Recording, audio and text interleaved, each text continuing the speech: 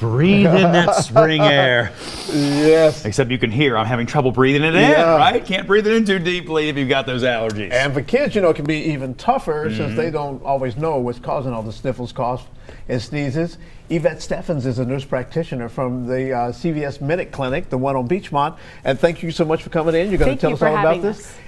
We've picked the perfect day to have you come in and talk about this, right? You are going to see it today. When the sun comes out and it warms up, the tree leaves, grasses, and weeds are going to release those pollens, flood our skies, and this is where you need to start your antihistamines or come see a CVS Minute Clinic nurse practitioner so we can help diagnose what your situation is. We always talk about how rough it is in the Ohio Valley. It seems like allergies are just worse in this area, and on a day like today, like you say, 70 degrees, when it starts going crazy, can you get back in front of it? Because a lot of times they say if you don't kind of start before it starts, it's hard to catch up.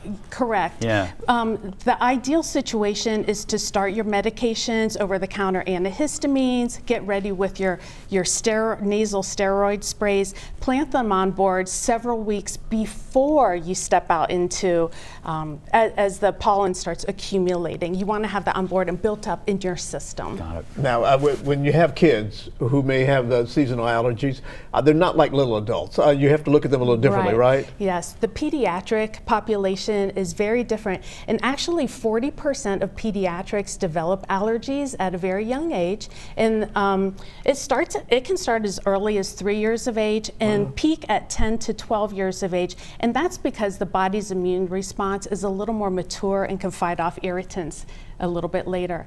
Now, if they have chronic situations such as asthma or some kind of atopic dermatitis, some skin conditions, they will notice that it's exacerbated, everything worsens when the pollen season starts.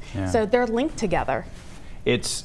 When you have a child who starts going through some things, it is amazing. I don't want to say they're easy fixes, but a lot of times we put things off. You know what I mean? Oh, it's either some kind of spring or summer cold, it's going to go away. But you can make things better for that child with some pretty simple steps. Oh, there are quite a few things you can do. And parents really don't know the telltale signs until they start seeing this every single spring repeatedly. So a few tips that you can do.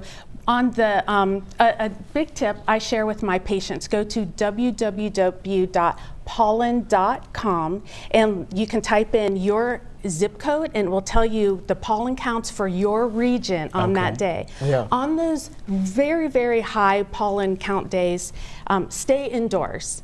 And then when you do go out to play, because a child's job is to go out and play hard and get dirty, and eliminate the pollen in the house by removing hats, jackets, and shoes outdoors, shake them off.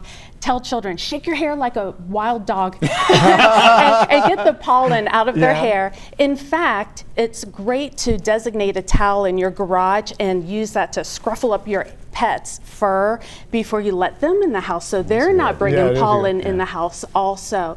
Keep your windows closed and use your air conditioner to filter the air, including your windows on your car because the children are in the back seat and they're getting blasted with the pollen. A few other things, start your air conditioner, clean your house, bathe before bed to get the pollens off your body. And not everybody has air conditioning, so those that have to have their windows open, put a large sheet over your bed and then you can peel that off and you have a fresh bed, fresh linens at bedtime.